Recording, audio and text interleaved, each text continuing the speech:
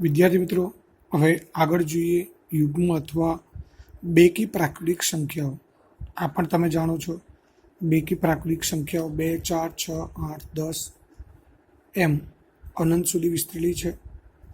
એમાં સૌથી નાની યુગ્મ અથવા બેકી પ્રાકૃતિક સંખ્યા છે 2. સૌથી મોટી યુગ્મ પ્રાકૃતિક સંખ્યા અનંત છે.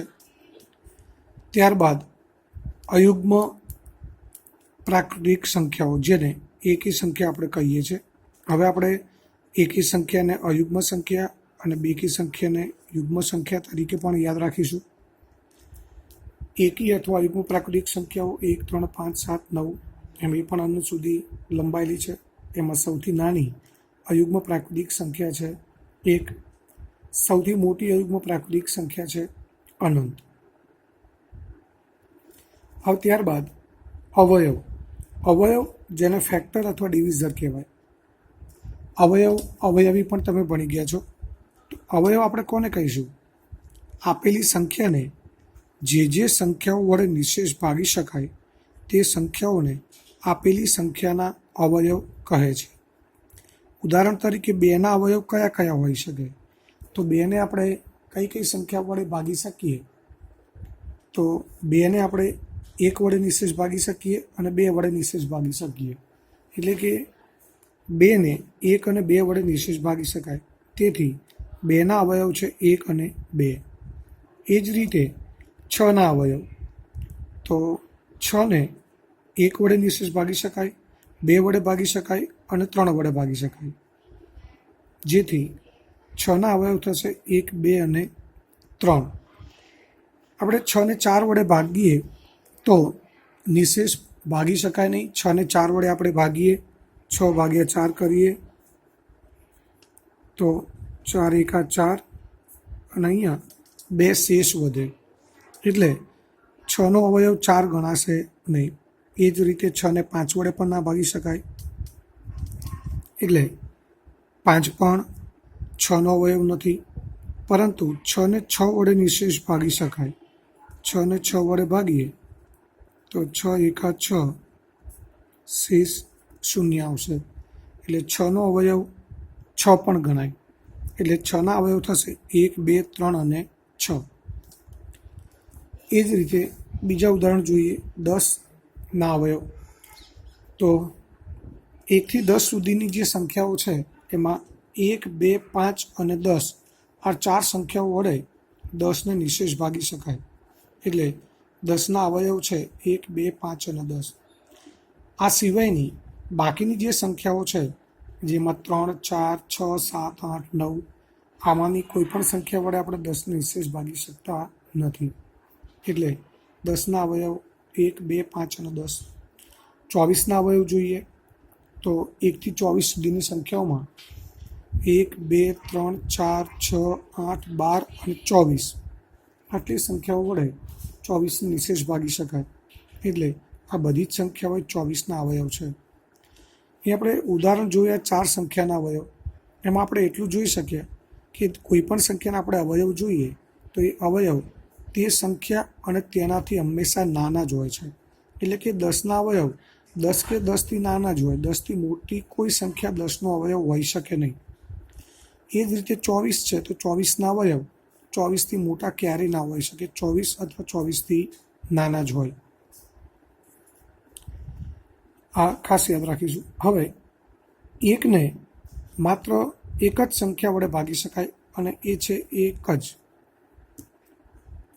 1 છે, 1ને 1 વડે ભાગીએ તો 1 એકા 1 એટલે શેષ મળે 0. તો 1ને 1 વડે નિશેષ ભાગી શકાય. એટલે 1ને માત્ર એક જ અવયવ છે 1. આ ખાસ યાદ રાખીશું. 1ને માત્ર એક જ અવયવ છે અને એ પણ 1 છે. એટલે કે 1ને 1 સિવાય બીજો કોઈ પણ અવયવ નથી. ત્યારબાદ અવયવી. અવયવી જેને ગુણક પણ કહેવાય છે, ગુણિત પણ કહેવાય છે અને અંગ્રેજીમાં મલ્ટિપલ કહેવાય છે. તો અવયવી પણ તમે ભણી ગયા છો કે આપેલી સંખ્યાના ગુણાંકમાં આવતી સંખ્યાઓને તે સંખ્યાના અવયવીઓ કહે છે. ઉદાહરણ તરીકે 3ના અવયવી. હવે ગુણાંકમાં આવતી સંખ્યા એટલે શું? તો ત્રણના અવયવી એટલે કે ત્રણને પ્રાકૃતિક સંખ્યાઓ 1, 2, 3, 4, 5, 6 આ બધી જ સંખ્યાઓને 3 વડે ગુણીએ એટલે આપણને ત્રણના અવયવ મળે. એટલે કે 3ને 1 વડે ગુણીએ તો 3 મળે, 3ને 2 વડે ગુણતા 6 મળે, 3ને 3 વડે ગુણતા 9 મળે, 3ને 4 વડે ગુણતા 12 મળે, 3ને 5 વડે ગુણતા 15 મળે. આ રીતે ત્રણના અવયવીઓ છે એ અનંત સુધી મળશે આપણને, કારણ કે પ્રાકૃતિક સંખ્યાઓ અનંત છે. એ દરેક પ્રાકૃતિક સંખ્યાને આપણે 3 વડે ગુણીએ એટલે આપણને ત્રણના અવયવીઓ મળે. એ જ રીતે 5ના અવયવીઓ.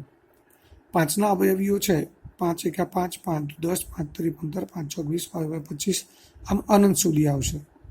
એ જ રીતે 8ના અવયવીઓ 8 એકા 8, 8 દુ 16, 8 તરી 24, 8 ચોક 32, 8 પંચા 40. આપણે ટૂંકમાં અવયવીને ઘડિયા તરીકે ઓળખીએ છીએ, એટલે કે ત્રણના અવયવી એટલે ત્રણનો ઘડિયો. પણ હકીકતમાં એવું નથી, કારણ કે ત્રણનો ઘડિયો છે એ 3 ગુણ્યા 10, 3 10 30 પૂરો થઈ જાય. પણ ત્રણના અવયવી 30 સુધી નથી, અનંત સુધી લંબાયેલા છે. એટલે આ વસ્તુ ખાસ યાદ રાખીશું કે કોઈ પણ સંખ્યાના અવયવી છે એ અવયવી અનંત સુધી હોય. અહીં અવયવ આપણે જોયા તો અવયવ છે એ કોઈના 2 અવયવ છે, કોઈને 4 છે, તો કોઈને 7 છે, કોઈને 8 છે. તો અવયવી જુદી જુદી સંખ્યામાં હોઈ શકે, પણ એ નિશ્ચિત હોય. 10ના અવયવ 4 છે તો 4 જ હોય, આનાથી વધારે કે ઓછા ના હોય. પરંતુ 3ના અવયવી અનંત સુધી છે, 5ના 8ના આ બંનેના અવયવી અનંત સુધી છે. એટલે દરેક સંખ્યાના અવયવી અનંત સુધી હોય છે.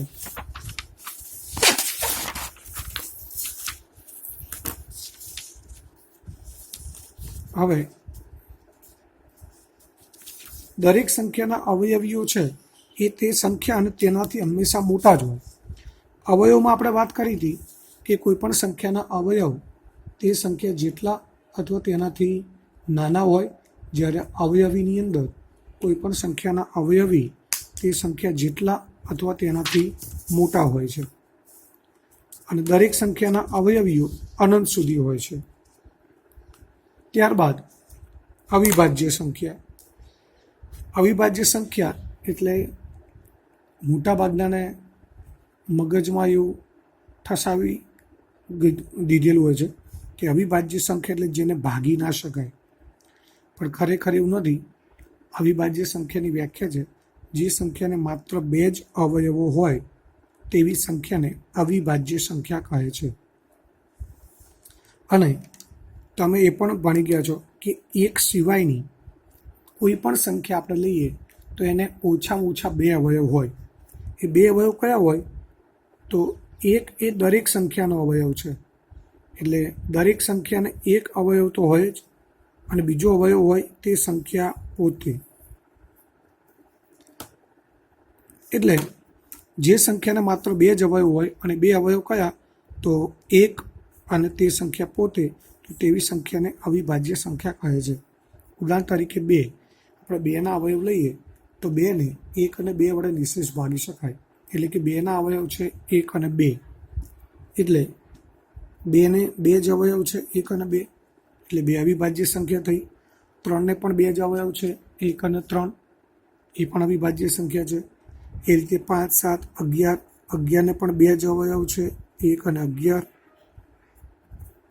એ પણ અવિભાજ્ય સંખ્યા છે. 13, 17, 19ને પણ 2 જ અવયવ છે 1 અને 19. એટલે આ બધી સંખ્યાઓને માત્ર 2 જ અવયવ છે, એટલે એ દરેક સંખ્યા છે એ અવિભાજ્ય સંખ્યા છે. સૌથી નાની અવિભાજ્ય સંખ્યા છે 2. હવે મોટાભાગના વિદ્યાર્થીઓ એક ભૂલ કરતા હોય છે કે અવિભાજ્ય સંખ્યાઓ પૂછવામાં આવે એટલે 1ને આપણે બધા અવિભાજ્ય સંખ્યામાં ગણીએ છીએ. પણ અહીંયા તમે જોયું કે અવિભાજ્ય સંખ્યાની વ્યાખ્યા શું છે? જે સંખ્યાને માત્ર 2 જ અવયવ હોય એને અવિભાજ્ય સંખ્યા કહેવાય. એટલે અવિભાજ્ય સંખ્યાને 2 અવયવ તો હોવા જ જોઈએ, પરંતુ 1ને તો માત્ર 1 જ અવયવ છે, અને એ પણ 1, એટલે 1ને 1 જ અવયવ છે, તો પછી 1 અવિભાજ્ય સંખ્યા ગણાય નહીં. આ ખાસ યાદ રાખીશું. ત્યાર પછી યુગ્મ અને અવિભાજ્ય હોય તેવી સંખ્યા 2. યુગ્મ સંખ્યાઓ આપણે જોયું ગયા 2, 4, 6, 8, 10, 12. એમાં બે સિવાયની બાકીની બધી જ સંખ્યાઓ છે એ વિભાજ્ય સંખ્યાઓ છે. માત્ર યુગ્મ સંખ્યાઓ પૈકી એક જ સંખ્યા 2 એ અવિભાજ્ય સંખ્યા છે. એટલે યુગ્મ અને અવિભાજ્ય હોય તેવી સંખ્યા છે 2. ત્યારબાદ વિભાજ્ય સંખ્યા. અવિભાજ્ય સંખ્યામાં આપણે જોઈ ગયા કે જે સંખ્યાને માત્ર 2 જ અવયવ હોય એને અવિભાજ્ય સંખ્યા કહેવાય. તો જે સંખ્યાને 3 કે 3 તેથી વધુ અવયવો હોય, એટલે કે ઓછામાં ઓછા 3 અવયવ હોવા જોઈએ. વધુમાં વધુ 3થી ગમે તેટલા હોઈ શકે, 4, 5, 10, 50 ગમે તેટલા અવયવ હોઈ શકે. એ દરેક સંખ્યાને વિભાજ્ય સંખ્યા કહેવાય. એટલે એની વ્યાખ્યા છે, જે સંખ્યાને 3 કે તેથી વધુ અવયવ હોય તે સંખ્યાને વિભાજ્ય સંખ્યા કહે છે. વિભાજ્ય સંખ્યામાં પણ મોટાભાગના વિદ્યાર્થીઓને પૂછવામાં આવે એટલે એવો જવાબ મળતો હોય છે કે જેને ભાગી શકાય તેને વિભાજ્ય સંખ્યા કહેવાય. પણ ખરેખર વિભાજ્ય સંખ્યા એટલે જે સંખ્યાને 3 કે તેથી વધારે અવયવ હોય એને વિભાજ્ય સંખ્યા કહેવાય. ઉદાહરણ તરીકે 4 લઈએ આપણે, તો 4ના અવયવ આપણે જોઈ ગયા. 4ના અવયવ 3 છે, 1, 2 અને 4. એટલે આને 3 અવયવ છે, એટલે આ વિભાજ્ય સંખ્યા થઈ. 6ના અવયવ લઈએ તો 6ના અવયવ છે 1, 2, 3 અને 6. એટલે 6 ને 4 અવયવ છે. 6 પણ વિભાજ્ય સંખ્યા છે. 8ના અવયવ લઈએ તો 8ના અવયવ પણ 4 છે, 1, 2, 4 અને 8. એટલે 8 પણ વિભાજ્ય સંખ્યા છે. તો આ રીતે આ બધી જ સંખ્યાઓ છે એને 3 કે તેથી વધુ અવયવ છે. એટલે આ બધી સંખ્યાઓ છે એ વિભાજ્ય સંખ્યાઓ છે.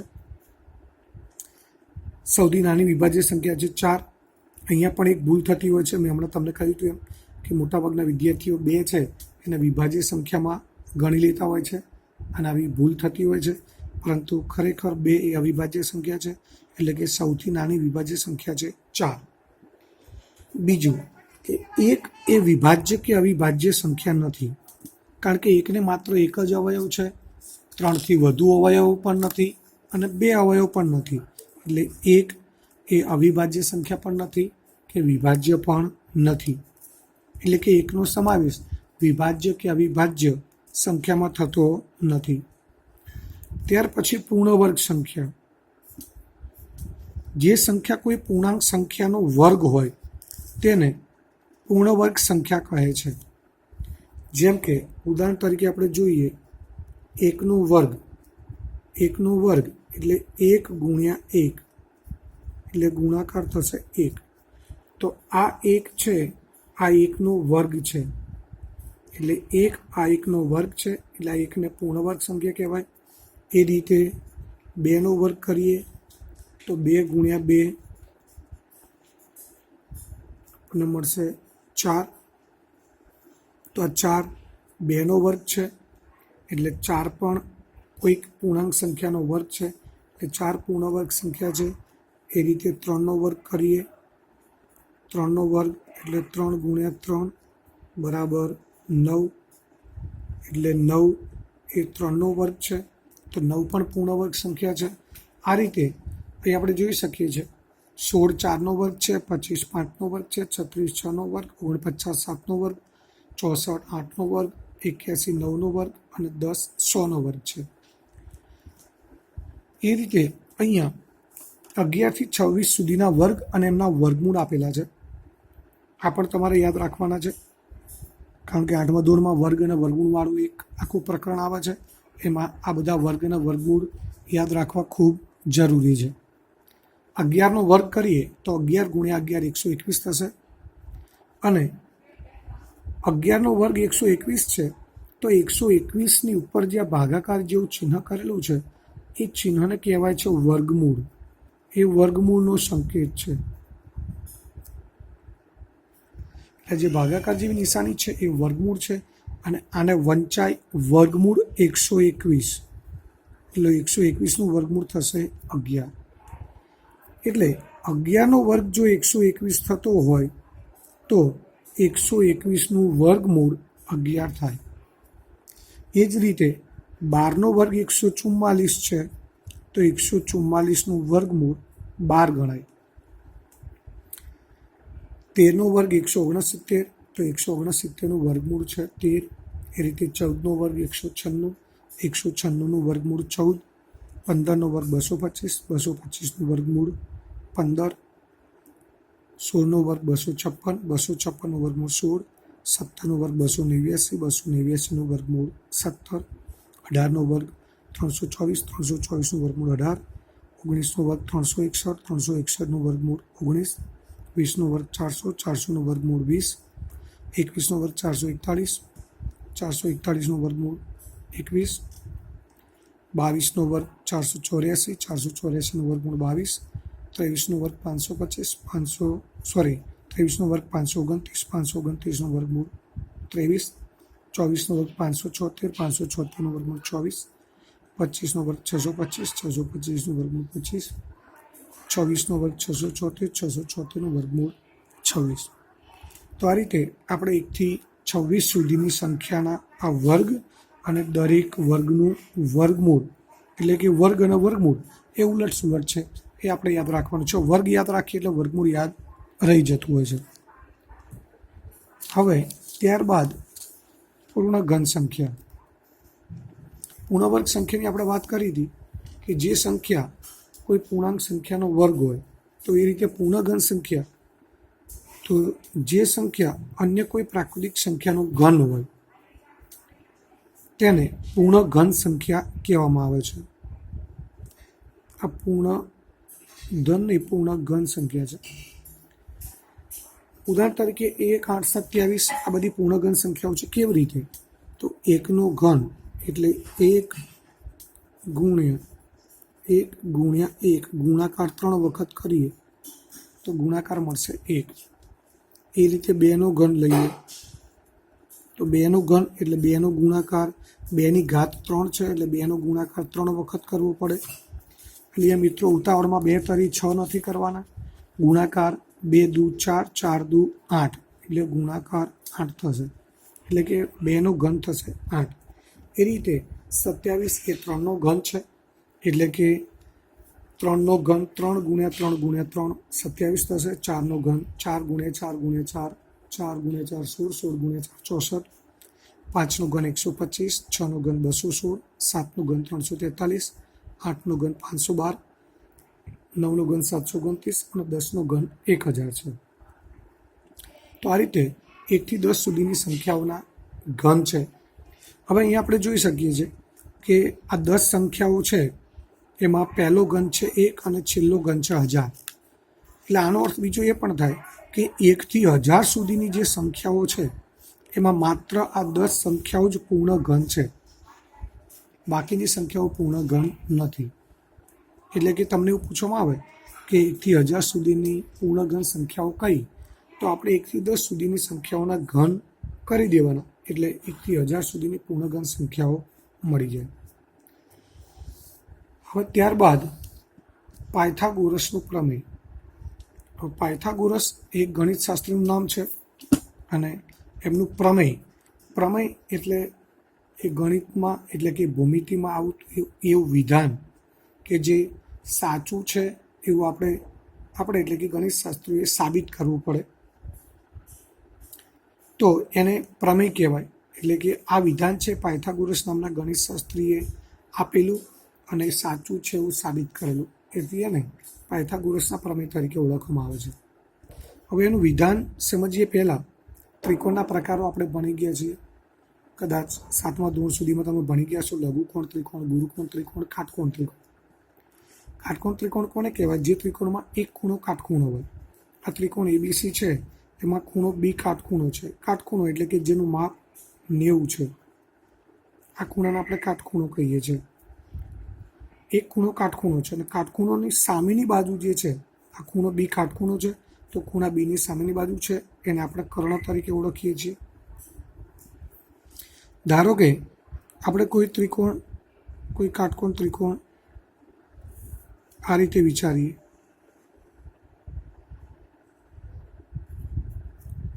આ ત્રિકોણ છે PQR જેમાં કાટખૂણો છે Q, તો કાટખૂણાની સામેની બાજુ PR છે એ કર્ણ ગણાય. એટલે કાટકોણ ત્રિકોણમાં જે ખૂણો કાટખૂણો હોય એની સામેની જે બાજુ હોય એ કર્ણ ગણાય છે. એટલે આ કર્ણ થયો. કાટખૂણો બનાવતી બે બાજુઓ છે એમાં એક બાજુને આપણે પાયો અને બીજી બાજુને વેધ તરીકે લઈ શકીએ. હમણાં આપણે પાયો અને વેધની ખાસ જરૂર નથી, એટલે આપણે એની બહુ ચર્ચા હમણાં નહીં કરીએ. અત્યારે આપણે પાયથાગોરસનું પ્રમેય સમજવું છે. તો પાયથાગોરસનું પ્રમેયનું વિધાન છે કાટકોણ ત્રિકોણમાં કર્ણની લંબાઈનો વર્ગ. અહીંયા કર્ણ એસી છે, કર્ણ એસી છે. હવે કર્ણની લંબાઈનો વર્ગ એટલે એસીનો વર્ગ, એસી સ્ક્વેર કોના જેટલો હોય? તો બાકીની બે બાજુની લંબાઈના વર્ગોના સરવાળા જેટલો. ત્રિકોણ એબીસીમાં 3 બાજુઓ છે, એક એબી, બીસી અને ત્રીજી એસી, જેમાં એસીને આપણે કર્ણ કહીએ છીએ. તો વિધાન છે કર્ણનો વર્ગ, એટલે કર્ણ તરીકે આપણે એસી લઈએ તો એસીનો વર્ગ કોના જેટલો હોય? બાકીની બે બાજુઓના વર્ગોના સરવાળા જેટલો. બાકીની બે બાજુ છે એબી અને બીસી, એ બંનેના વર્ગ કરીએ તો એબીનો વર્ગ એબી સ્ક્વેર, બીસીનો વર્ગ બીસી સ્ક્વેર, આ બંનેનો વર્ગ કરી એમનો સરવાળો કરીએ. એટલે કે કર્ણ એસીનો વર્ગ બાકીની બે બાજુઓ એબી અને બીસીના વર્ગોના સરવાળા જેટલો હોય. આ પાયથાગોરસનું પ્રમેયનું વિધાન છે. આ પ્રમેયનું વિધાન છે અને આ પ્રમેયના વિધાનને આપણે આ રીતે સૂત્રમાં દર્શાવી શકીએ. આ ત્રિકોણમાં જોઈએ તો અહીંયા કર્ણ છે પીઆર, તો કર્ણનો વર્ગ એટલે પીઆર સ્ક્વેર. બાકીની બે બાજુઓના વર્ગોના સરવાળા જેટલો થાય. બાકીની બે બાજુઓ છે પીક્યુ અને ક્યુઆર, એ બંનેનો વર્ગ કરીએ. પીક્યુનો વર્ગ પીક્યુ સ્ક્વેર, ક્યુઆરનો વર્ગ ક્યુઆર સ્ક્વેર, એ બંનેના વર્ગોનો સરવાળો કરી દઈએ. તો આ રીતે પાયથાગોરસનું પ્રમેય છે એ ગણિતમાં ભૂમિતિ આપણે જ્યાં સુધી ભણીશું ત્યાં સુધી ઉપયોગમાં આવશે, એટલે ખાસ યાદ રાખવાનું છે સમજીને. ફરીથી એકવાર પાયથાગોરસનું પ્રમેય છે કાટકોણ ત્રિકોણમાં કર્ણનો વર્ગ બાકીની બે બાજુઓની લંબાઈના વર્ગોના સરવાળા જેટલો હોય છે. એટલે અહીંયા કર્ણ એસીનો વર્ગ બરાબર બાકીની બે બાજુઓ એબી અને બીસીના વર્ગોનો સરવાળો થશે. ટૂંકમાં શબ્દોમાં આ રીતે પણ સૂત્ર લખાય: કર્ણનો વર્ગ બરાબર કાટકોણો બનાવતી બે બાજુઓના વર્ગોનો સરવાળો. હવે છેલ્લે પાયથાગોરિયન ત્રિપુટી. પાયથાગોરિયન ત્રિપુટીનો અર્થ શું થાય? તો અહીંયા જે મેં તમને 10 ઉદાહરણ આપેલા છે, 3 સંખ્યાઓ લખેલી છે. પહેલી સંખ્યા આપણે જોઈએ 3, 4, 5. આ પાયથાગોરિયન ત્રિપુટી. ત્રિપુટીનો મતલબ એ થાય કે ત્રણનો સમૂહ. જેમ 2 હોય તો આપણે જોડી કહીએ છીએ, એમ 3 હોય તો એને ત્રિપુટી કહેવાય. તો 3 સંખ્યાઓની સમૂહ છે અને ત્રિપુટી કહેવાય. પણ પાયથાગોરિયન ત્રિપુટી એટલા માટે કે આ 3 સંખ્યાઓ છે એ પાયથાગોરસનું જે પ્રમેય છે એ પ્રમેયનું અનુસરે છે અથવા પ્રમેયનું પાલન કરે છે. કેવી રીતે જોઈએ તો આ દરેક ત્રિપુટીમાં જે સૌથી મોટું માપ છે એ કર્ણનું માપ છે. બધી ત્રિપુટીમાં સૌથી મોટું માપ છે એ કર્ણનું માપ હોય, અને બાકીના જે 2 માપ છે એ તમે કાટખૂણો બનાવતી 2 બાજુઓના માપ તરીકે લઈ શકો. આપણે ઉદાહરણ તરીકે લઈએ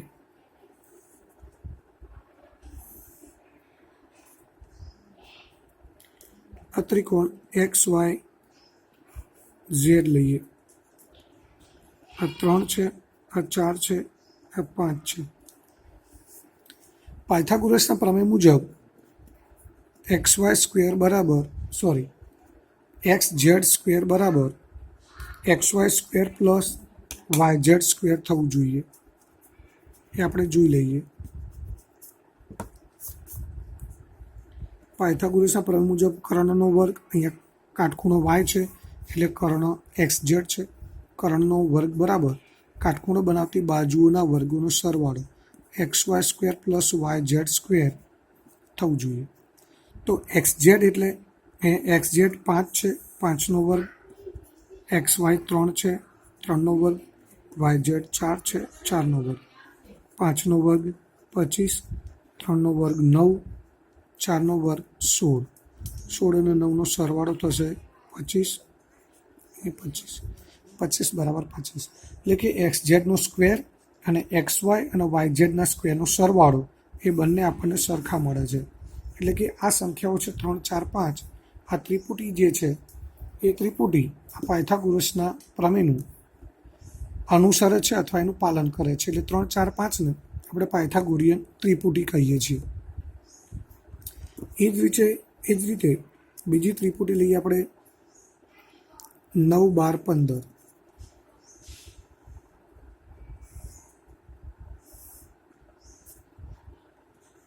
આ ત્રિકોણ લઈએ PQR. અમે તમને કહ્યું ખાસ યાદ રાખવાનું, સૌથી મોટું માપ છે કર્ણનું માપ છે.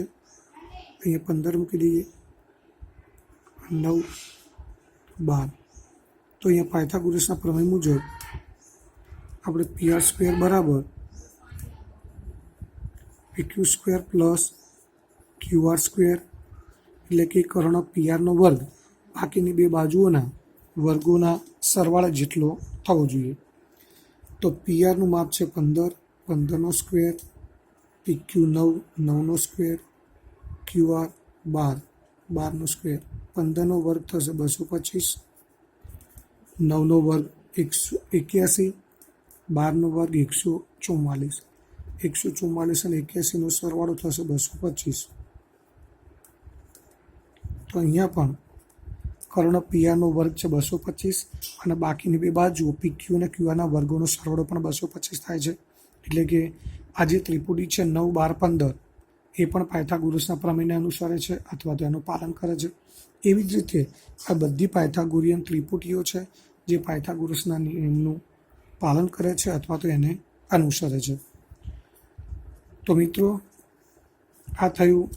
આમાં જે છેલ્લે તમને આ પૂર્ણ વર્ગ સંખ્યાઓ, પૂર્ણઘન સંખ્યાઓ, ત્યારબાદ પાયથાગોરસનું પ્રમેય, પાયથાગોરિયન ત્રિપુટીઓ, આ બધું જે સમજાવ્યું, જે તમે ભણેલા નથી, જેનો આપણે 8મા ધોરણમાં અભ્યાસ કરવાનો છે, પણ એ બરાબર ધ્યાનથી સમજી અને આપણે યાદ રાખવાનું છે.